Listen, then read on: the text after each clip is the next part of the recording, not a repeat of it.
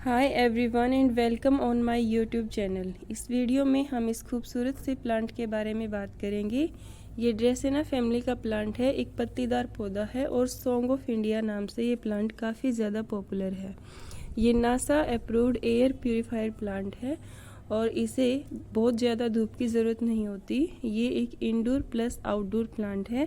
इसे ऐसी जगह पे रखना बेहतर होता है जहाँ पर कम से कम 3 से 4 घंटे की सनलाइट इस पौधे को मिल सके, या फिर ऐसी जगह अगर आपके पास है कि जहाँ पे सुबह की सनलाइट इस प्लांट को मिले तो ये प्लांट बहुत ही अच्छे से चलता है। आज इस वीडियो में हम इसकी केयर से रिलेटेड बात करेंगे और ये जो प्लांट है इसका टाइम जो होता है प्रोपेगेशन का, इसमें नई पत्तियां आने का या फिर इस प्लांट के बढ़ने का टाइम, वो होता है मेनली फरवरी से और अक्टूबर तक, जो कि लगभग हर तरह के पौधों का होता है। तो ये एक पत्तीदार पौधा है और अभी फरवरी से पहले जब दिसंबर और जनवरी की सर्दी में ये प्लांट जो है डोरमेंसी पीरियड में चल रहा था, यानी कि सुप्ता अवस्था में, जिसमें प्लांट की जो पत्तियां होती हैं वो और ज़्यादा ग्रो नहीं करती हैं, प्लांट की ग्रोथ रुक जाती है और जो पौधे में नई पत्तियां नहीं आती हैं और जो पुरानी पत्तियां हैं वो भी सूख कर गिरने लगती हैं, जो कि हमारे इस पौधे की गिर रही हैं। तो मेनली ये सभी प्लांट्स के साथ ऐसा होता है। ये नेचर का रूल है कि एक ही प्लांट पे एक ही तरह की पत्तियां हमेशा नहीं रह सकती। तो जब पौधे की पुरानी पत्तियां झड़ जाती हैं तब उनमें नई पत्तियां और नई ब्रांचेस आती हैं। हालांकि इस पौधे में ब्रांचेस नहीं आती हैं और वैसे हम इसको जो है अगर लंबा करना चाहें, इसकी हाइट अगर 2 से 3 फीट तक ले जाना चाहें तो इस प्लांट की हमें कुछ तरीके से कटिंग करनी होती है। इसकी जो स्टेम होता है, स्टेम वाला पार्ट, उसकी इस तरीके से कटिंग करनी होती है ताकि ये जो है अपनी हाइट गेन कर सके। वैसे इसकी बहुत ज़्यादा हाइट इस पौधे की नहीं होती है। तो देखिए ये जो प्लांट है इसका स्टेम कुछ इस तरीके का होता है। इसमें से पत्तियां हटती जाती हैं और इसमें नई पत्तियां ऊपर की तरफ चलती रहती हैं। अब बात आती है कि हम इसमें मतलब इस प्लांट की हाइट को अगर इंक्रीज करना चाहें तो वो कैसे कर सकते हैं। तो उसके लिए मैं आपको बताती हूँ कि जैसे कि ये वाला जो स्टेम है और इस पूरे के पूरे स्टेम से पूरी की पूरी पत्तियां हट चुकी हैं। अब इसमें मुझे क्या करना है कि इसको मैं इस यहाँ से बीच में से या फिर यहाँ से मैं इसको कट कर दूंगी और कट करने के बाद जब इसमें नई पत्तियां आएंगी तो वो इन पार्ट से आएंगी और उससे क्या होगा, वो ऊपर की तरफ बढ़ेंगी और तब इस प्लांट की जो है हाइट वो भी बढ़ती जाएगी। तो इस तरीके से हम इस प्लांट के साथ कर सकते हैं, लेकिन ये भी हम बहुत ज़्यादा ऊंचाई तक नहीं कर सकते क्योंकि उसके बाद जो है इसका स्टेम टूटने का डर रहता है। वैसे ये एक हार्डी प्लांट है और इस प्लांट की केयर करना बहुत ही आसान है। और तो चलिए हम अभी इसकी कटिंग कर देते हैं। इस पूरे स्टेम से पत्तियां हट चुकी हैं तो मैं इसको यहाँ से कट कर रही हूँ। और देखिए इसको अगर मैं चाहूँ तो एक नए प्लांट के लिए ग्रो कर सकती हूँ इसको बीच में से काट कर, क्योंकि जो इसका ऊपर का पार्ट है वो लगभग थोड़ा ख़त्म सा हो चुका है, मुझे ऐसा लग रहा है, लेकिन जो नीचे वाला पार्ट है इसका वो हेल्दी है। तो जब भी हमें कटिंग लगानी होती है किसी भी प्लांट की तो उसके लिए ज़रूरी होता है कि हम उसकी हेल्दी कटिंग्स लें। तो इसको मैंने यहाँ से कट कर दिया है। यहाँ पर चाहें तो एलोवेरा या फिर केले का छोटा सा टुकड़ा या फिर शहद यहाँ पे लगा सकते हैं, या फिर गोबर भी यहाँ पे लगा सकते हैं हम, ताकि उसमें जो पत्ती है वो जल्दी से आए। और अभी जब इसमें नई जो पत्ती आएगी तो वो मैं आप लोगों को ज़रूर दिखाऊंगी। इसके अलावा इसकी पत्तियां लगभग देखिए गिर चुकी हैं अभी इस डोरमेंसी पीरियड की वजह से।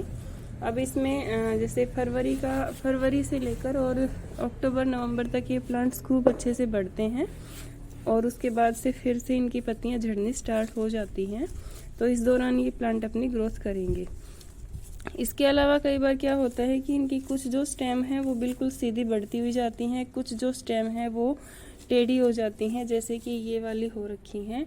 ब्रांचेज इनमें बनती नहीं हैं, लेकिन इसका प्रोपेगेशन का एक तरीका और है कि इसकी रूट्स भी डेवलप होती हैं तो अभी से नहीं हो रखी, लेकिन जब निकलेंगी रूट, जो मेरे पास पहले वाले पौधे थे उनकी रूट निकल आई थी और उनसे मैंने नए पौधे भी बना दिए हैं जो कि मैंने दूसरे गमलों में लगा रखे हैं।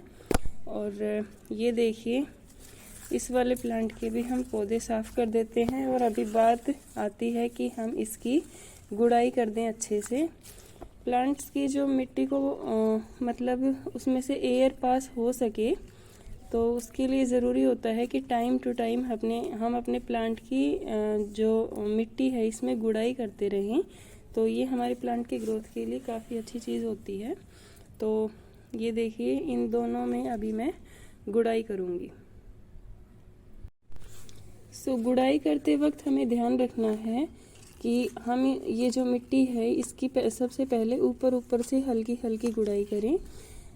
ऐसा नहीं होना चाहिए कि गुड़ाई करते टाइम पौधे की जो जड़ है उसको नुकसान नहीं पहुंचना चाहिए, क्योंकि जड़ जो होती है वो मेन चीज़ होती है पौधे की। जो प्लांट की कंप्लीट ग्रोथ है वो उसकी जड़ों पर डिपेंड करती है। अगर जड़ है अनहेल्दी है, या फिर जड़ को काट दिया जाता है, या फिर उसे हम किसी भी तरीके से नुकसान पहुंचाते हैं, तो हमारा जो प्लांट है वो मरना शुरू हो जाता है। इसके लिए ज़रूरी है कि हम अपने प्लांट की टाइम टू टाइम अच्छे से मिट्टी में गुड़ाई करते रहें, ताकि इसमें से अच्छे से एयर पास हो सके। और जब भी आप फर्टिलाइज़र दें अपने प्लांट को, चाहे आप लिक्विड फर्टिलाइज़र दें या फिर जो काऊ डंग कंपोस्ट वगैरह कुछ भी आप ऐड करें, तो आप अपने प्लांट्स की गुड़ाई उस वक्त ज़रूर करें। और इसके लिए ज़रूरी है कि आप कुछ टाइम के लिए इसकी मिट्टी को थोड़ा सा सूखने दें, क्योंकि ओवर वाटरिंग की वजह से हमारा प्लांट जो है वो ख़राब हो जाता है। हमेशा अगर हम इसकी जड़ों को पानी से भिगोकर रखेंगे, अगर हमेशा हम इन्हें गीला रखेंगे, तो प्लांट की जड़ें ख़राब हो जाएंगी। टाइम टू टाइम इनको थोड़ा सा ड्राई करना काफ़ी ज़रूरी होता है, और उससे हमारा प्लांट ख़राब नहीं होता और सालों साल तक लंबा चलता है।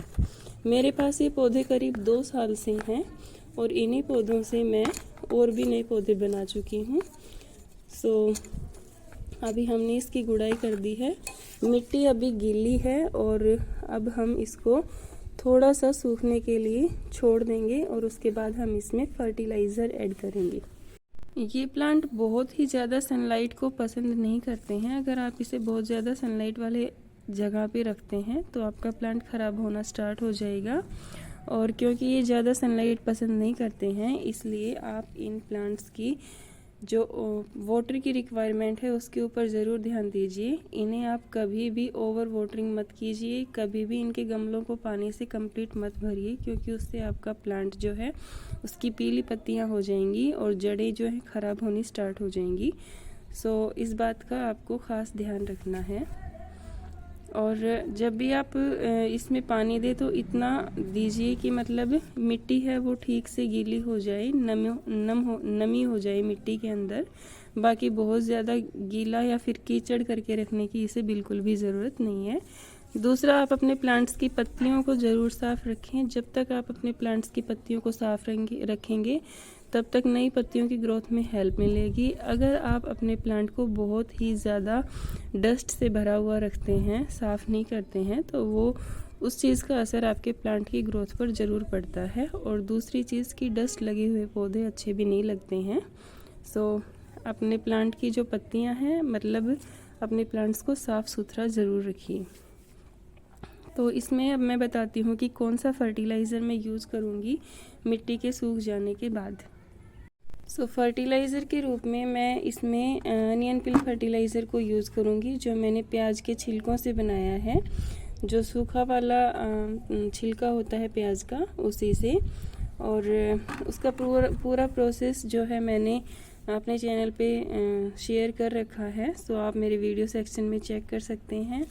और अगर आप इसमें चाहें तो काऊ डंग कंपोस्ट भी दे सकते हैं, लेकिन काऊ डंग कंपोस्ट आप जब भी अपने प्लांट को दें तो ज़रूरी है वो आप सॉइल के साथ उसे मिक्स कीजिए। और उसका बेस्ट तरीका होता है कि आप अपने प्लांट की रिपोर्टिंग कीजिए और दोबारा से इसे मिट्टी में अच्छे से मिलाइए। क्योंकि अगर आप काऊ डंग कंपोस्ट को इसमें ऊपर मिला देते हैं तो जब आप वाटरिंग करते हैं तो पूरा का पूरा खाद ऊपर की तरफ आ जाता है। लेकिन अगर आप उसे मिट्टी के अंदर मिक्स करके पूरा का पूरा तब आप उसे उस फर्टिलाइज़र को आप प्लांट को देते हैं तो ये जो प्लांट की ग्रोथ है उस टाइम पे अच्छे से होती है। तो इसलिए ज़रूरी है कि आप उसे वर्मी कंपोस्ट या काउडंग कंपोस्ट को प्लांट के जब आप प्लांट लगाते हैं तो आप उसके साथ में लगाएं, बाद में ना दें। एंड आई होप आपको मेरा ये वीडियो पसंद आया होगा। सो अगर पसंद आया है तो प्लीज़ आप मेरे वीडियो को लाइक कीजिए, और अगर आप इस चैनल पे नए हैं then please subscribe my channel and do not forget to press the bell icon. मिलते हैं नेक्स्ट वीडियो में, तब तक के लिए bye bye, take care, stay happy and healthy. Thank you.